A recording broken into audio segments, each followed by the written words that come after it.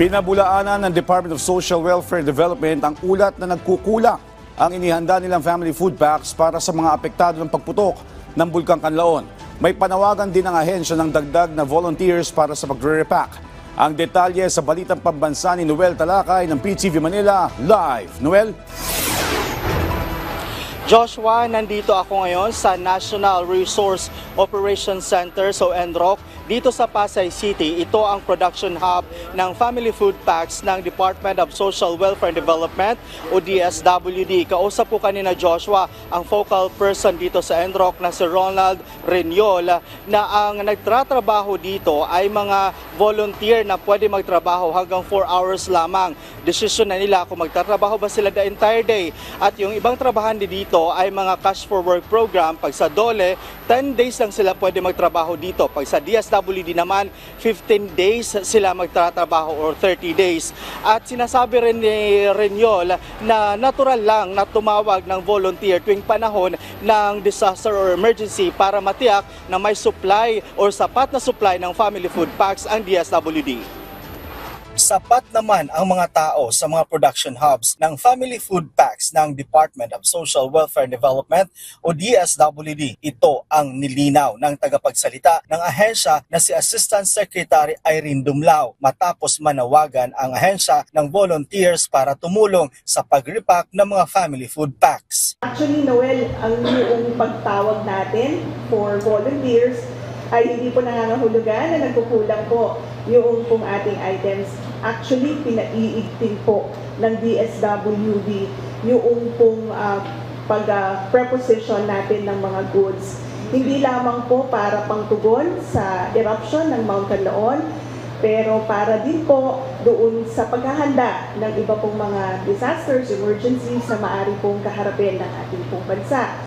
Sa isang family food pack, pang 3 araw ito, isa-isang linggo, 2 hanggang 3 family food pack ang matatanggap ng isang pamilyang may 5 miyembro. Mahigit 12,000 na pamilya na ng Negros Island Region ang apektado ng pag-alboroto ng Bulkang Kanlaon. Ang lahat ay natulungan habang nananatili sa mga evacuation centers. Pagtitiyak naman ng DSWD, handa po ang DSWD na magbigay ng augmentation support sa mga local government units. Sapat po ang ating mga resources.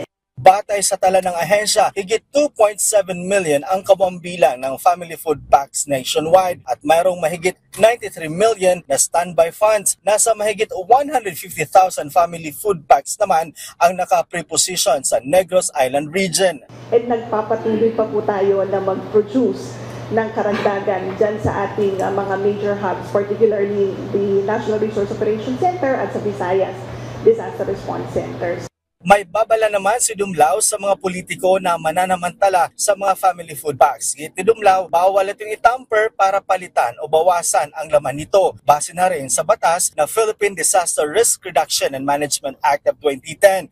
Kung sino man ang mapapatunayan na gumagawa nito ay maaring patawan ng perpetual disqualification na makaupo sa mga government offices at makatakbo sa politika. Ngayon po, doon nga sa batas, yung Republic Act 10121, kapag po may violation, sinasabi po dyan na maaari silang ma-penalize at magmulta ng 50,000 to 500,000 or makulong of 6 years up to 12 years. Or maaari din naman pong both, no, upon the discretion of the court. Including po yung perpetual disqualification from public office.